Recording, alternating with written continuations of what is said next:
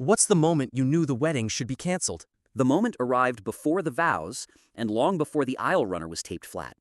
It arrived at the wedding rehearsal, when the coordinator lifted a clipboard like a baton, and the word wedding stopped being a plan and became an event with a start time. Programs were stacked by the door, our names were printed in serif ink that tried to look permanent. Place cards stood in rows like small, obedient decisions, the venue lighting dimmed on command to show how tomorrow would glow. Everyone in the room already knew why they were there. So did I. The only person who needed convincing was the version of me standing on the taped X where the vows would land. The rehearsal turned the wedding into choreography. Processional lines formed and reformed, steps were counted, pauses were measured. The officiant checked the order of service the way a pilot checks a pre-flight list. Welcome, reading, vows, rings, blessing, kiss, recessional. The photographer traced invisible routes across the room, assigning future memories to exact coordinates. Chairs in the front rows had names attached. Families sat and tested the view they would have of our faces. Tomorrow had a structure, and that structure fit together. What didn't click as smoothly was the quiet inventory happening behind my ribs. Nerves were supposed to sound like electricity. These didn't. They sounded like a pencil scratching boxes on a form. The playlist worked for everyone, and somehow not for us. The menu would make no one unhappy, and no one particularly moved. The color palette had been designed to read as timeless. In this light, it read as familiar. Each choice made sense in isolation. Together, they felt like a template slowly absorbing a relationship that had originally been built out of very particular afternoons. Outside the hall, a row of cars announced the cost of momentum. Rentals sat beside local plates, all of them carrying schedules, favors, and altered weekends in their trunks. Deposits were already non-refundable. Flights had been bought. Guests had packed outfits that meant effort. The math tallied up and then ended. And after the numbers, there was only a question that didn't pair how many people were on board. Does the shape of this day belong to the shape of our life? Back inside, competence ran the room like a current. My partner handled details at scale. Problems arrived and dissolved with impressive speed. A boutonniere wilted and found a cooler corner. The sound system hissed and received a new cable. A seating dispute softened into a compromise no one would notice later. I felt genuine admiration for that ability. I always had. I also felt the edge of a pattern I kept excusing. In the presence of such steady leadership, my preferences migrated toward whatever kept the project moving. What began as teamwork too easily turned into silence in places where my voice should have been audible. The officiant offered the script we could personalize, and we both agreed to keep it standard, because custom lines would take more time in a week already crowding with tasks. It was a reasonable decision. It was also the quiet surrender of sentences that were supposed to belong only to us. The photographer shared a shot list built from reliable trends. I recognized poses from other albums. They would look beautiful. They would also tell a coherent story, even if the core had been rushed.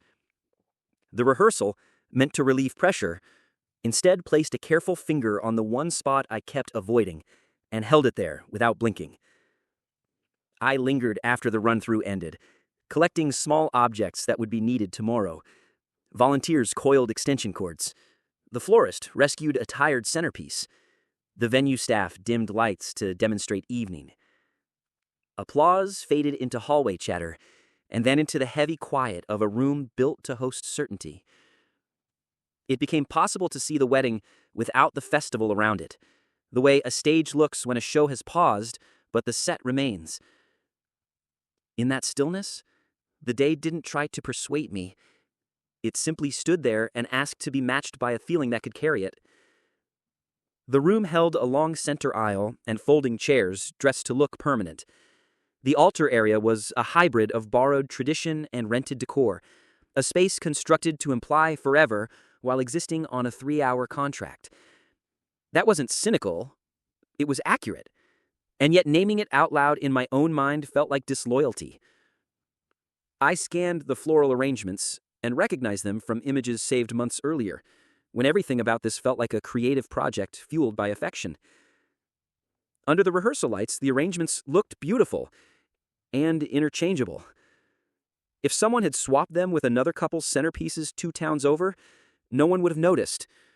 The thought didn't accuse the flowers of anything. It simply highlighted how easily our choices had slid toward what looked right to everyone, not what sounded like us to each other.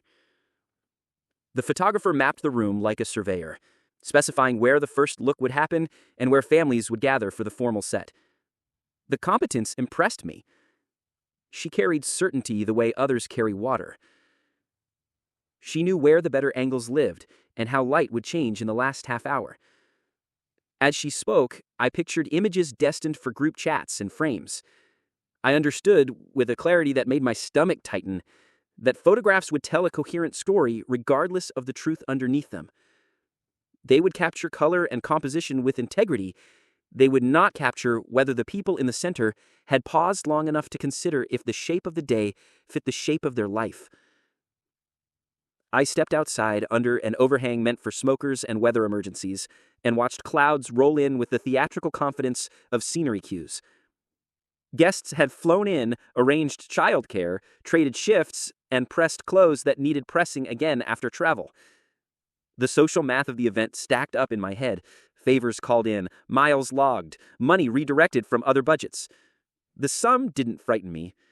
The silence after the calculation did. Once the number stopped, a question remained with the patience of a person who had already booked a room and could wait all afternoon in a lobby chair. Back home, bins and garment bags had colonized the living room into zones labeled with sticky notes. The apartment smelled faintly of florist water and new fabric.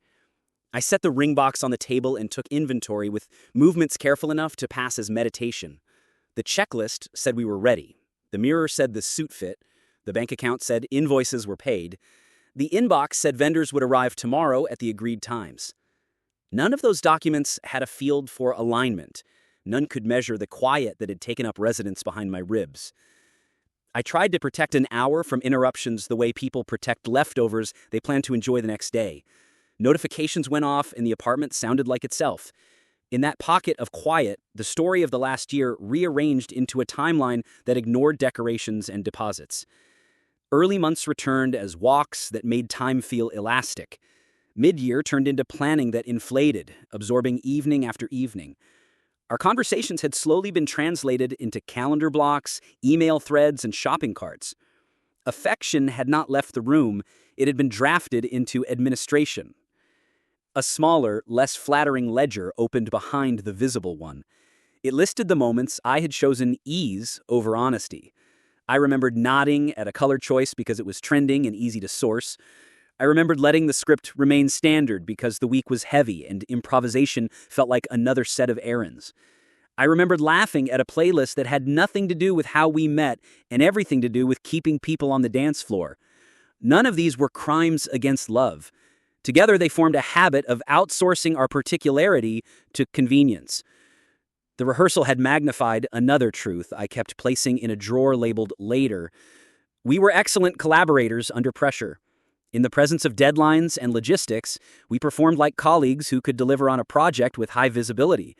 The admiration I felt for that joint competence was real. It was also different from the feeling that makes two people hungry to build a private language. The desire for a private language had not vanished. It was simply underfed. When it tried to speak, we often offered it the schedule. I set the ring on my palm and studied a circle designed to symbolize continuity. It felt solid and cool, a reassuring object that would sit on a finger and announce a decision to any glance that cared to understand. The symbolism carried dignity. The reality required a quieter question. Was the decision it announced the same decision my body was ready to keep when there were no witnesses and nothing to post? A late message buzzed across the table with a small practical question about ceremony timing. I answered it automatically and realized how quickly every prompt pulled me back into productivity. Productivity had begun to impersonate commitment. It rewarded speed and clarity. It made me feel useful and decisive. It could not, by itself, confirm that the life I was promising into was being chosen at the right depth. I imagined the day without observers. No arch, no aisle, no rented chairs or carefully timed toasts. Two people in an ordinary room promising the maintenance required by ordinary mornings, sharing a kitchen when schedules grind, carrying discouraging news home from work, and deciding how much to burden the other and how much to hold quietly until the mood improves, guarding pockets of play when ambition steals oxygen, repairing hurt without witnesses who can be charmed by eloquence. The image should have tightened the knot of certainty. Instead, it introduced a respectful caution that didn't accuse the relationship of insufficiency so much as it accused the timeline of speed. Sleep came in punctual fragments. The next morning assembled itself like a kit that had been purchased months earlier and only now opened on the table. Steam from the shower fogged the mirror into a kinder version of the future. I could trace a line in the mist with my fingertip and watch it vanish as if erased by time. Wardrobe bags whispered when unzipped. The garment inside fit because a tailor had willed it to. I brushed fabric flat and acknowledged how many strangers had already done invisible work to make this look effortless. Friends checked in with arrivals and offers. Family distributed reminders disguised as kindness. The house filled with the soft percussion of preparation, a kettle clicking off, shoe soles tapping once to test grip, a zipper sealing confidence into a bag. In all that useful sound, the question from the rehearsal returned like a bass line that refuses to quit even when the melody changes. Nothing was wrong. The feeling was not panic. It was a calibration that refused to lie. On the drive back to the venue, the city performed its own rituals. Delivery trucks claimed the curb like they paid mortgage on it. A cyclist slid between lanes with the precision of someone who calculates risk all day. A child on a scooter dragged one foot as a brake, unwilling to trust the metal lever designed for that purpose. I understood that instinct. There is a difference between what is engineered to stop you and what you can feel yourself. The venue during day of prep looked like a throat clearing before a speech. Staff moved with muscle memory. The kitchen sounded like a second language for urgency. The lobby smelled of polished wood and cut stems.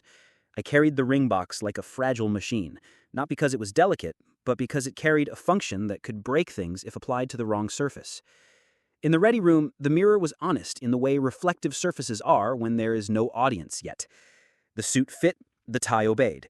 I resembled the person guidebooks would print beside instructions on how to add ceremony to commitment.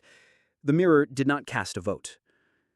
A volunteer passed the final seating chart for approval, and my pen hovered over names arranged to avoid certain combustions. Family history, like all geology, hides fault lines beneath attractive landscapes. The chart solved for comfort. It could not solve for truth. The difference felt important.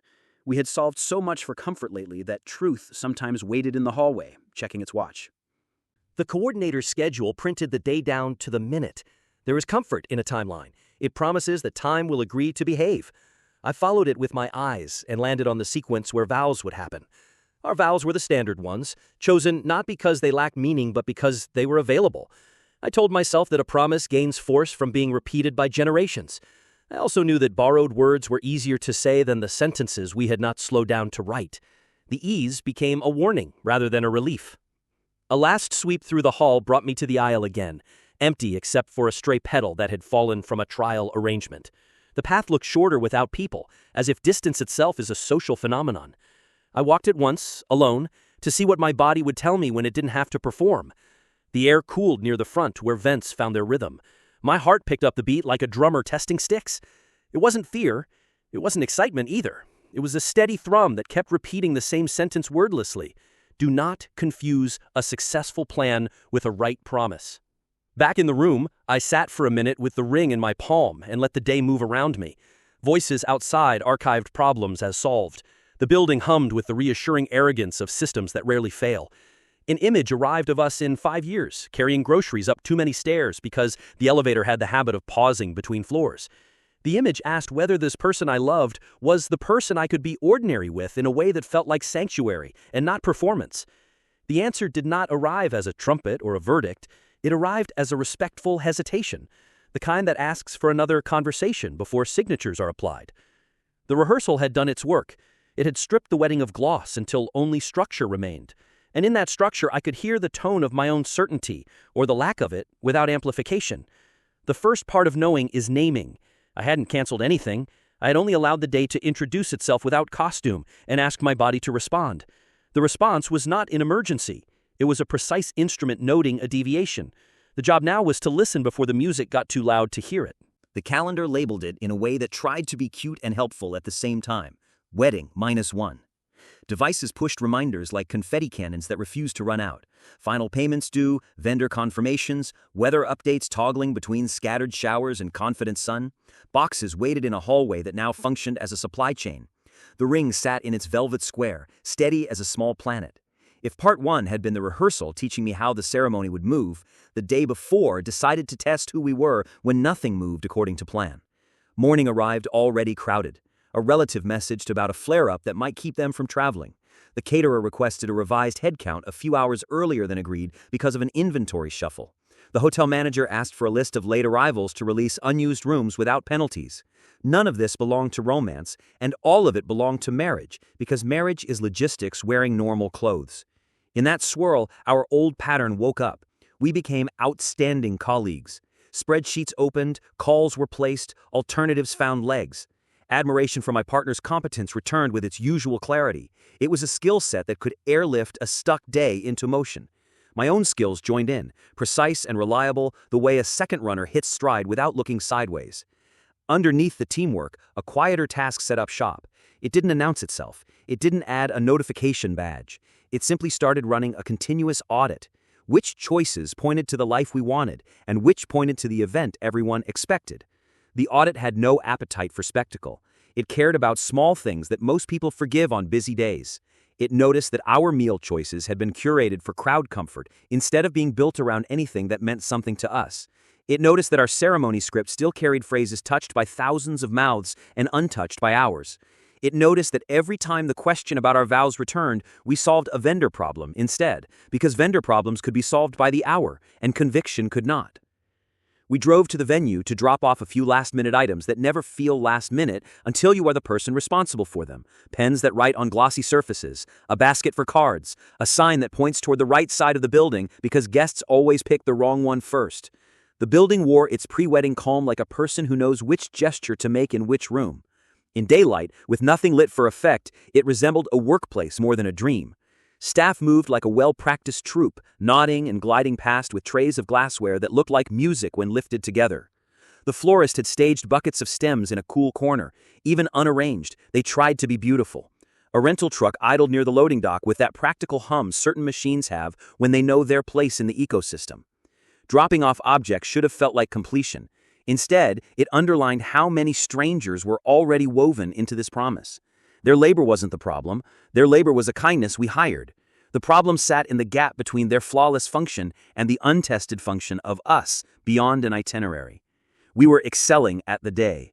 The day was not designed to test the long distance between this week and every week after. Back at home, the budget lived on a laptop screen with a dignity that numbers bring to chaos. I scrolled through categories and line items that formed a biography of choices. Premium for reliable transport, surcharge for menu changes, fee for late-hour setup, buffer for unexpected overtime. We had paid extra to remove friction for other people. We had paid extra to create images that would be safe to revisit. We had not spent deliberate time protecting an hour from planning so we could remember who we were when there was nothing to fix. The spreadsheet behaved like an X-ray. The visible bones looked strong. The radiologist in my chest circled a soft tissue that needed attention. The weather app played its favorite game of pretending certainty lives in percentages. It presented a neat row of hours with color-coded droplets, as if sky could be planned by spreadsheet. We made backup plans inside backup plans. The tent company promised coverage. The photographer promised alternatives. The coordinator promised a revised timeline that still delivered the core. Each promise was practical and made by people who knew their craft. None of the promises touched the sentence forming in the background, the one that asked whether momentum had been wearing a mask with the word meaning written on it. Family began arriving in waves, each wave a different texture of support.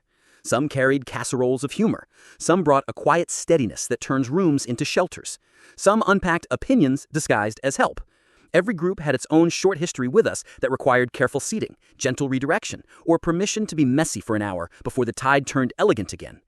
I watched my partner navigate that topography with a skill I had loved from the first months. It was the kind of leadership that made people feel briefly held by an invisible net. Gratitude came easy. So did the thought I didn't want. I was matching that leadership with work, rather than with words that belonged only to us. Because words required stillness, and stillness kept provoking answers I wasn't ready to hear. The officiant emailed a clean, printable copy of the ceremony. The file name included both our last names and the word final. The content was the version we had agreed on for efficiency. We had promised ourselves that we would revisit it, even in small ways, to thread in something we hadn't borrowed. The day before energy ate that intention. I opened the document, and my mind did a strange thing. It tried to treat those sentences like placeholders that would magically fill themselves with meaning once spoken in front of an audience. It's a comforting myth. It's also how people trick themselves into skipping authorship. The truth sat there in a chair across from me and refused theatrics.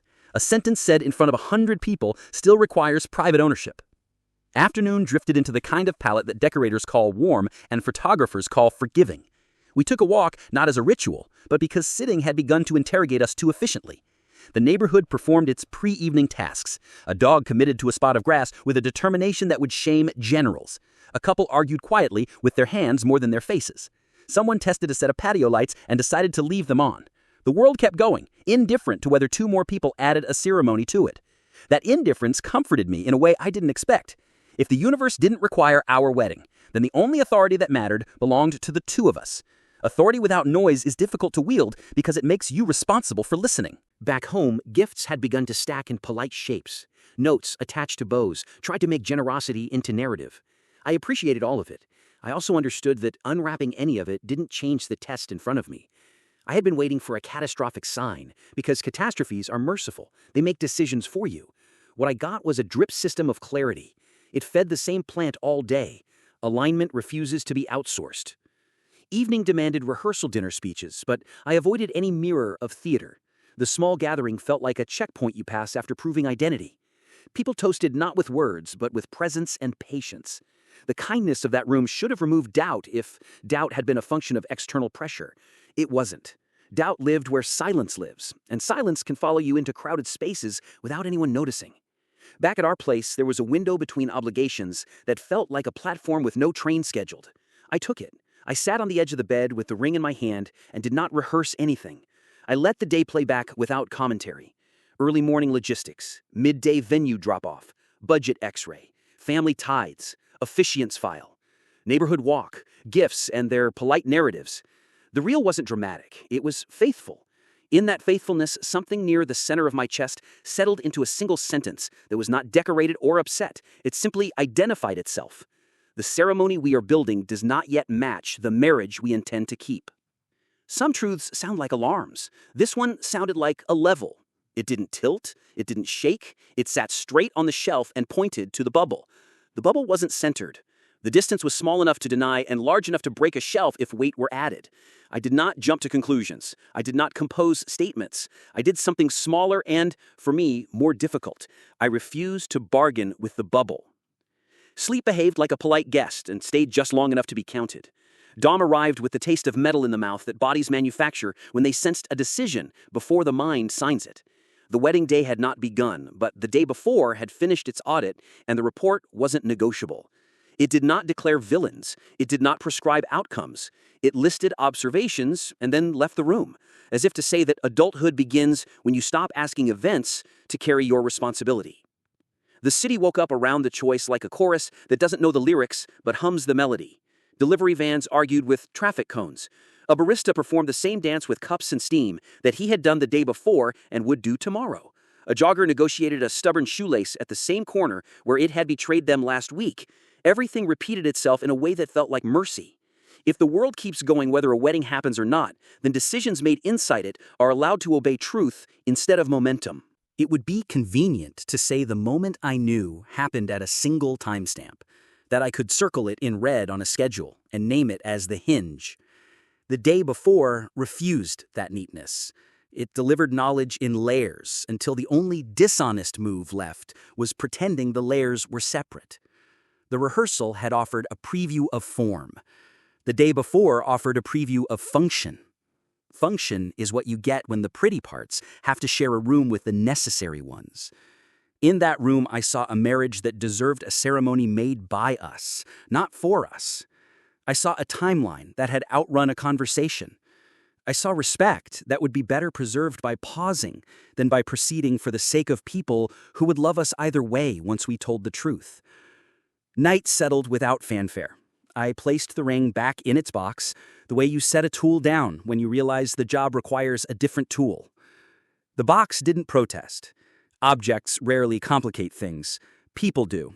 And sometimes in the best possible way, by refusing to let a small error grow teeth in public. I lay down and listened to the building go through its own rituals. Pipes knocking like distant applause, an elevator pausing between floors, someone upstairs dropping a spoon that rang like a tiny bell.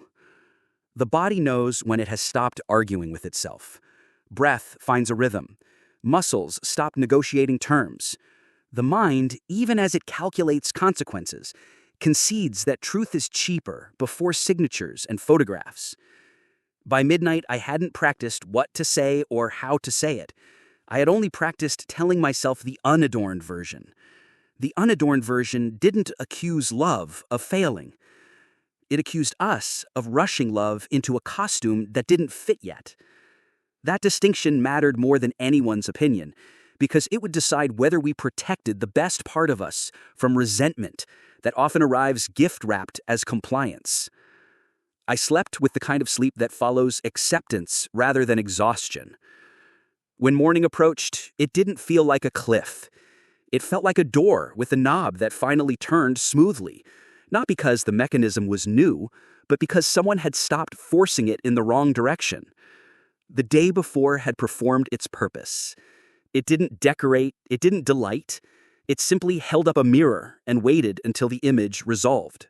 Morning arrived with the quiet cruelty of alarms that only ring once. There were no snooze buttons left in the schedule. The day had been booked hour to hour like a flight plan. Light pushed through the curtains with the confidence of something that never doubts its purpose. The first sound was the zipper of a garment bag, a single straight line unsealing the costume of certainty.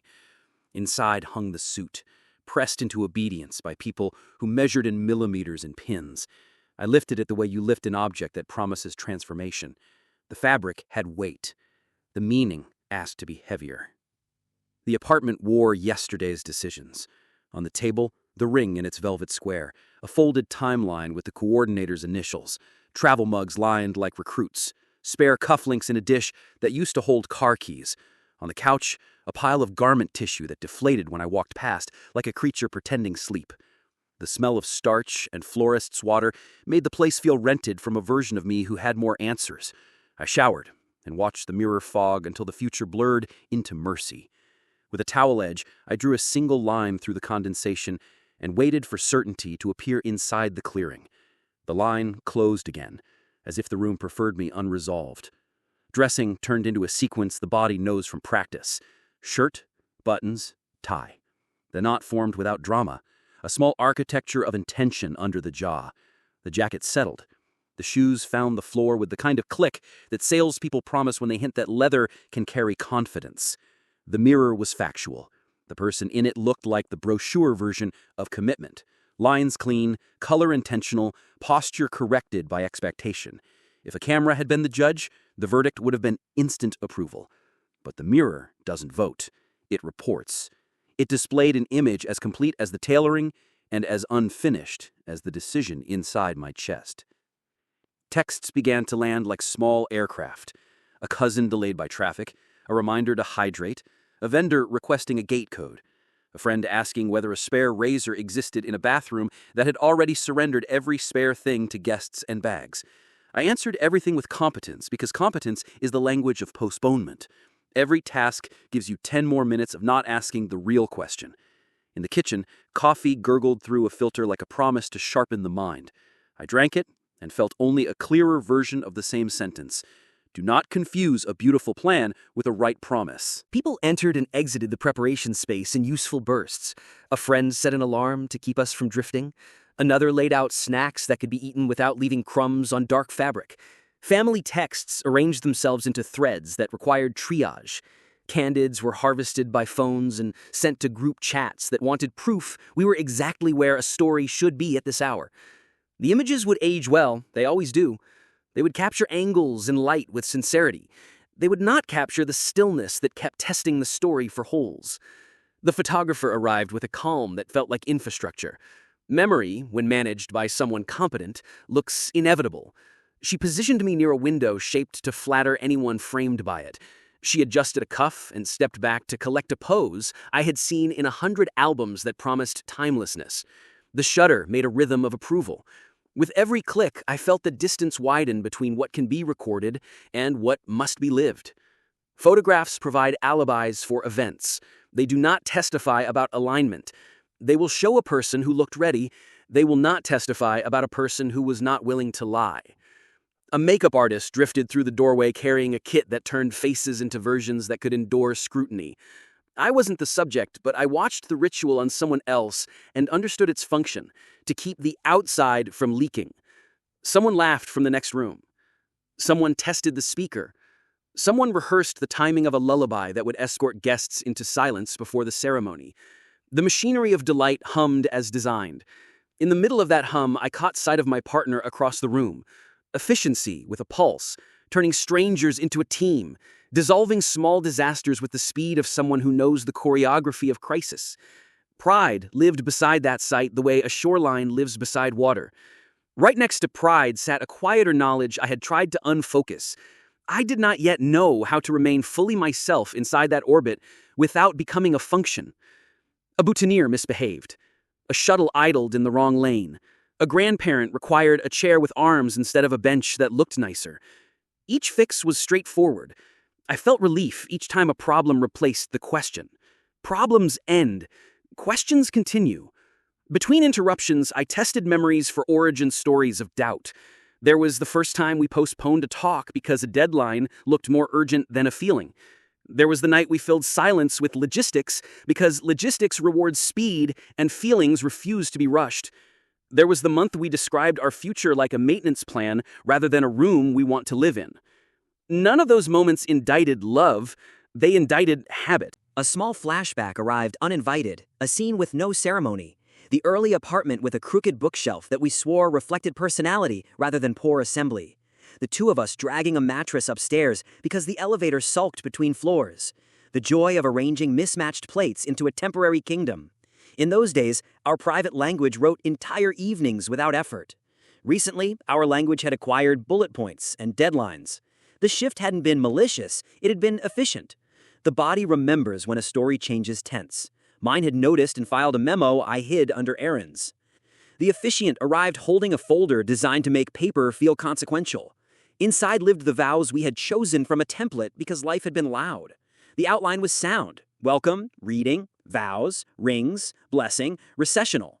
The words had been repeated by so many mouths that they had become ceremonial furniture. They would hold weight without collapsing. I tried to imagine them in our voices, set in front of rows filled with people who love us. The picture formed, but the sound didn't. Borrowed sentences are easy to say and difficult to live by if they never passed through our private grammar first. The realization landed without drama and refused to leave. Portrait time expanded like a room you have to walk through to reach another room. I stood in doorways and near banisters and on stairs that had witnessed years of other ceremonies. The photographer coached posture and squared shoulders that wanted to curve from a weight not visible on fabric. She showed previews on the back of the camera. The images were good enough to sell a narrative. I nodded because artistry deserves respect. Inside, I felt the quiet rebellion of a person who refuses to let a picture finish a sentence in their name. Guests began to arrive. Through a pane of glass, I watched them translate excitement into logistics. Parking, greetings, wardrobe adjustments in reflections that never fully cooperate. The usual micro-dramas played out. Someone misread an invitation and found the wrong entrance. Someone realized a shoe choice was wrong for gravel. Someone discovered a sudden need for breath mints. Each small chaos was contained by the network of people who treat events like puzzles to be solved on friendly deadlines. Their kindness should have converted hesitation into gratitude loud enough to cancel it. Gratitude arrived, hesitation stayed. Music tested the air. The coordinator toggled from friendly to authoritative. The schedule tightened until the hallway felt like a tunnel. I slipped into that cooler space because it offered 30 seconds where no one needed my face to say the right thing. The building hummed with systems designed to serve celebration. In that hum, the question finally stood still enough to be addressed without negotiation. Fear trembles. Clarity sits. What I felt was not tremor. It didn't bargain. It arranged itself into a line as straight as the crease the tailor had pressed into the jacket sleeve. Do not step into a promise that your body is asking to revise. A text buzzed. The coordinator asked for confirmation about a change in the order of seating. I responded on autopilot. The active response reminded me of a truth I had avoided by confusing speed with virtue. Competence is not consent. I can be excellent at completing a plan and still be unfit to promise a life under it. The difference felt like the difference between walking in time and walking in tune. We had mastered the beat. The melody kept slipping. I checked the ring again, not because it needed checking, but because metal is honest about its job. Its surface reflected a distorted miniature of the room, a door, a chair, a sliver of my jaw. The ring didn't care about narrative. It would announce whatever decision touched it. The thought pulled me backward into another memory, a quiet hour from months earlier when we had toured a smaller venue with creaky floors and a view that required faith. The place felt imperfect in a way that made us kinder to each other. We abandoned it because the calendar wanted bigger and the guest list wanted easier. The decision had been rational. The effect had been cumulative. Each rational choice pushed our particular shape toward a template designed to fit most people adequately. A cousin appeared with a question about a speech. A friend needed a safety pin. A parent looked at me the way parents look at their children when they pretend not to need reassurance. I offered steadiness because steadiness is a social service. Meanwhile, the question inside continued to ask nothing complicated. Was I about to keep a promise for the right reason? The answer had stopped negotiating. It lived in the body as a quiet refusal to borrow courage from applause. The coordinator's voice shifted into countdown. The officiant moved toward the aisle. The music cue waited like a held breath. The hallway contracted into the stretch of floor that would lead me into a public certainty. In the mirror just inside the door, I saw what everyone else would see. A person who had done everything right. Tailoring correct, timeline respected, vendors paid, families arranged, photographs pre-approved by the light. I also saw what the mirror never announces but always contains, a person capable of choosing honesty over momentum, even when momentum has the bigger guest list.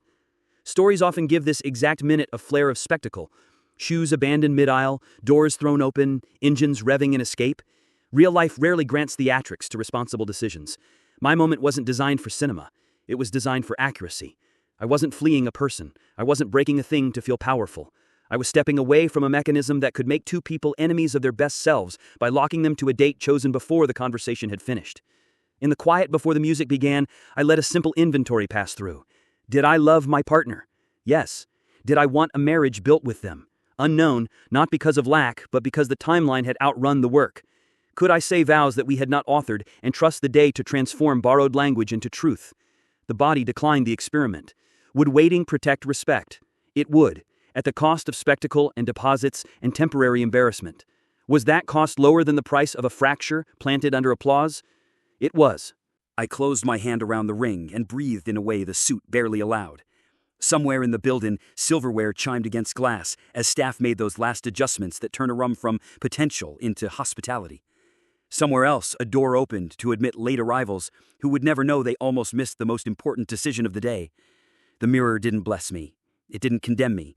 It merely witnessed a person who had stopped confusing readiness with rightness. The coordinator lifted a hand for the first cue. I stepped back from the doorway, not far, just enough to prove to myself that my feet still answered to me. The hallway regained its normal size.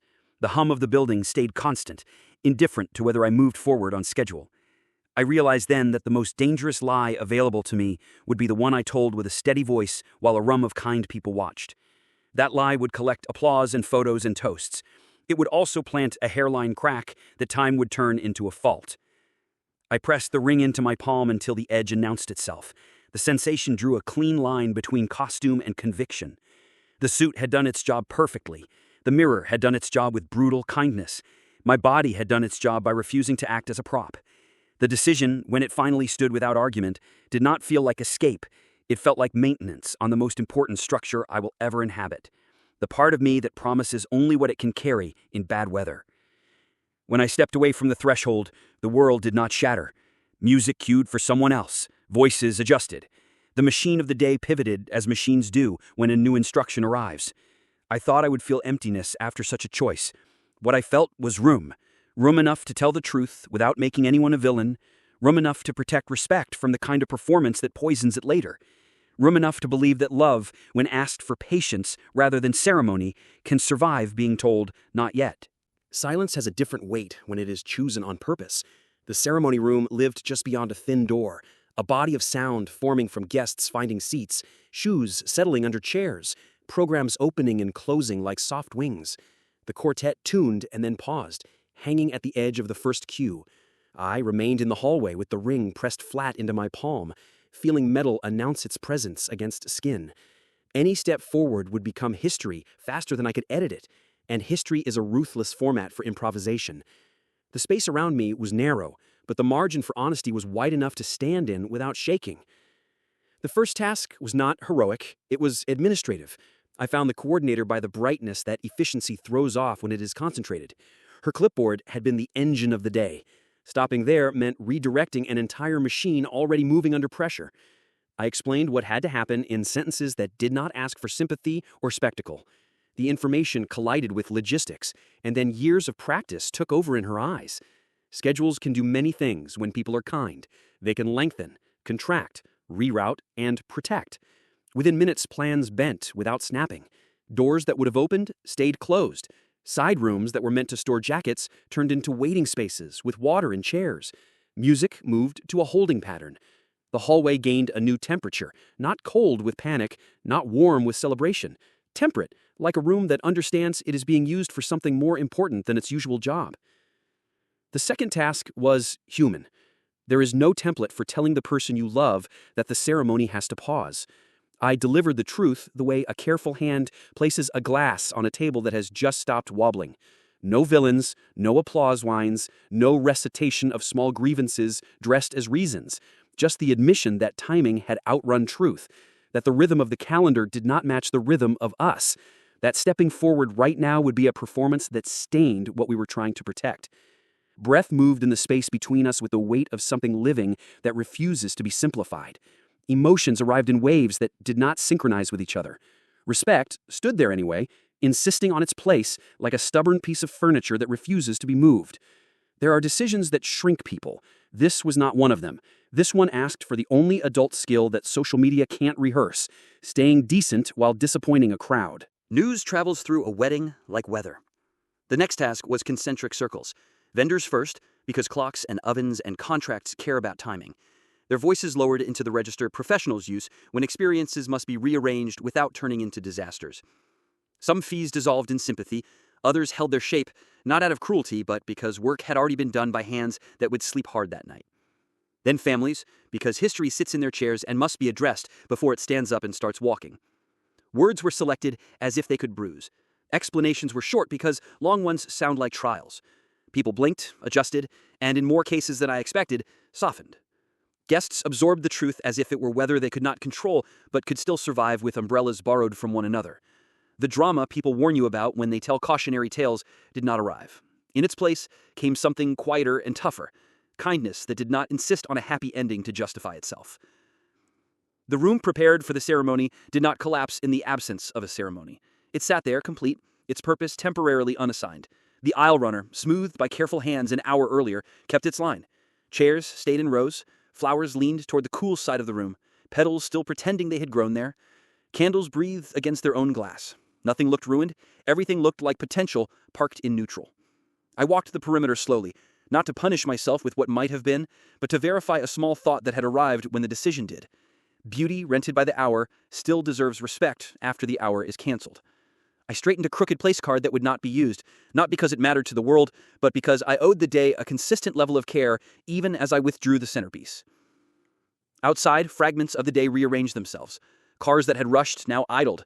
A shuttle driver checked a manifest and then folded it back into a pocket with the calm of someone who has seen many versions of plans in their time. A child in formal shoes tested the speed of gravel and learned it was slower than carpet. People hugged because that is what bodies do when language runs out of helpful shapes. The temperature held steady, a small miracle, given how quickly weather likes to change when feelings are busy. I stood in the doorway long enough to understand that the world does not punish honesty by calling a storm. The world mostly keeps going, with minor adjustments, which is what people quietly hope for when large things tilt. There is always the ledger. Money behaves like a patient auditor on days like this. Deposits gone, overtime minimized by kindness and scheduling, food that would find other mouths because kitchens hate waste, photographers who would be paid for showing up and for staying ready in case the day veered back into ceremony. It is fashionable to declare that money does not matter in moments of principle. That statement is both naive and a luxury. Money mattered in the way gravity matters. It had weight. It had consequences. It did not outweigh the cost of making a promise wrongly. Tutoring myself through that arithmetic required no genius, only the refusal to outsource the final calculation to other people's expectations. Evening came without speeches. The apartment filled not with applause, but with the quieter noise of lives recalibrating. Phones buzzed with versions of the same message, people offering presents instead of advice, food instead of commentary, rides instead of opinions. Boxes of leftovers arrived like small votes of confidence in the body's need to be kept alive while the mind adjusts. The ring sat in its box on the table and did not accuse anyone of anything. A timeline lay beside it, all the carefully printed minutes that would no longer be needed. I looked at it and felt neither triumph nor grief. I felt maintenance, the kind you do on a structure you actually want to last. Shoring up a beam before it cracks, replacing a screw before it strips, leveling a shelf before weight makes it tilt beyond repair. Sleep is honest when it finally arrives in a house that has told the truth. It is not exuberant. It is steady. The next morning, the city resumed its rituals. Trash trucks performed hydraulics that sounded like metal yawns. A neighbor watered a plant with the tenderness usually reserved for people. Someone jogged in shoes that made the same hopeful thud as the day before. The sidewalk did not whisper about us. The sky did not annotate what we had done. There was relief in that indifference. Life was offering a normal day without asking for a performance about the previous one. The practical aftermath lived in a series of small rooms. Emails to vendors thanking them for professionalism. Notes to guests who had traveled far, acknowledging the effort with specificity and gratitude. A message to the officiant, appreciating the care invested in a script that would not be used that day. Returns processed where they could be, donations arranged for items that should not sit in closets, becoming artifacts of awkwardness. The impulse to archive everything in a digital vault competed with the desire to let things fade. I chose a middle path, a brief record to honor the labor, not a shrine to keep the decision in a museum. People asked for a moment, as people always do. They wanted the second where clarity arrived with a cinematic sting. They wanted thunder as punctuation. I did not owe them a mythology. I owed them accuracy. The rehearsal handed me the question. The day before refused to dismiss it. The mirror refused to lie. The hallway supplied conditions calm enough for a decision to stand up without wobbling. If a circle must be drawn around a single point, it would be the instant I recognized that proceeding would convert doubt into performance, and performance would convert respect into a slow, private injury. That recognition required no heroics. It required staying still enough to hear the sentence my body had been repeating beneath the music. With the public portion quieted, the private work began. A paused wedding is not always a broken relationship. Sometimes it is a relationship choosing not to break under the weight of an ill-timed ceremony. We gave ourselves a structure that did not resemble engagement blogs. We scheduled conversations as if they were physical therapy, deliberate, unglamorous, and measured by small gains. Some days we discovered that the pause had protected the best parts of us and made space for vocabulary that had atrophied under logistics. Other days we learned that respect was easier as a compass than closeness as a destination. Both truths were allowed to exist without being forced to resolve on a deadline. We tried on ordinary life without witnesses. Groceries on a Tuesday night without celebration to distract from irritation. Laundry that needed doing without an Instagram story to make it meaningful. A disagreement about nothing that turned into everything, and then back into nothing because time, not performance, had been applied. In that lab of boring days, compatibility stepped out of its costume and asked to be measured without stage lights. Some measures were kind, some were not. All of them were real. There is a relief in real measurements, even when they do not flatter. They save you from creating ornaments you will later have to dust with resentment. Community did what communities do when they are decent. It sent invitations to dinner with no interrogations attached. It let us say we were tired without insisting we translate tired into literature. It held two ideas at once, that we were brave and that we were inconvenient. It modeled a useful quality, permission to be complicated without being punished for it. A few people wanted sharper angles, craving the adrenaline of tidy narratives where one person is obviously wrong and the other is obviously right. Those angles were not available. We kept the circle round, even if it meant fewer onlookers found it entertaining. I kept the ring in a drawer I could open and close without ceremony. I visited it on purpose sometimes, to make sure the decision had not turned into superstition. It remained an object with a job, not a ghost with demands. Beside it sat the invitations that would never become souvenirs. They were not tragic. They were paper artifacts of a path not taken, valuable only as reminders that adults are allowed to redraw maps before the bridge is crossed. The biggest change after the pause was the shape of attention. Without a ceremony siphoning every unit of energy, attention could go where it belonged, to the architecture of a life we might still build together or separately. Sleep found a more honest rhythm, no longer jolted awake by the feeling that something essential had been deferred to a committee of timelines and deposits. The body forgave the mind for dragging it toward a cliff and then stopping before the edge. The mind forgave the body for being the first to speak up. Forgiveness in both directions is an underrated skill. It keeps future rooms livable. In time, when people ask for advice, I offered something that fits in a pocket and survives laundering. Treat the moments before ceremony as diagnostic, not decorative. The rehearsal is not only practice, it is the skeleton of the promise without skin. The day before is not a formality, it is a test of function when beauty is busy elsewhere. The mirror is not just a surface, it is a device that reports on costumes and convictions without caring which one you prefer. The hallway is not a place to fidget. It is a room where you can choose silence deliberately enough to hear whether you are moving in tune or merely on time. If any of those instruments report a dangerous reading, pausing is not failure. Pausing is maintenance performed before the engine seizes. I look back on the decision without needing to decorate it or dim it. It did not make me more interesting. It made me more accurate. Accuracy is a boring word for a beautiful practice. It frees others from living inside your performance. It frees you from living inside your own. A wedding is a promise amplified. Amplifying a sentence still being written is how feedback turns into feedback noise. We chose not to add volume until we had melody. The quiet that followed was not empty, it was useful. There is no statue for the person who says not yet when everyone has gathered for yes. There is only a chair in a small kitchen and the knowledge that you prevented an injury you would have to treat in private for years. On good days, that knowledge feels like competence finally used in the right place. On tired days, it feels like a bruise that proves a bone didn't break. Both feelings tell the truth. Both can live in the same body without canceling each other. If the story must end anywhere, it ends in a room with ordinary light. 2 cups on a table. A calendar on a wall that has learned humility. Shoes by a door that will open for errands rather than developments. The ring in a drawer that opens easily. The understanding that relationships, like buildings, are safest when inspections are honest and repairs are allowed to happen before the ribbon is cut. The applause never came. The truth did. And truth, spoken before the music started, is the only promise I was ready to keep, and the only one that made the rest of my life feel large enough to inhabit without acting.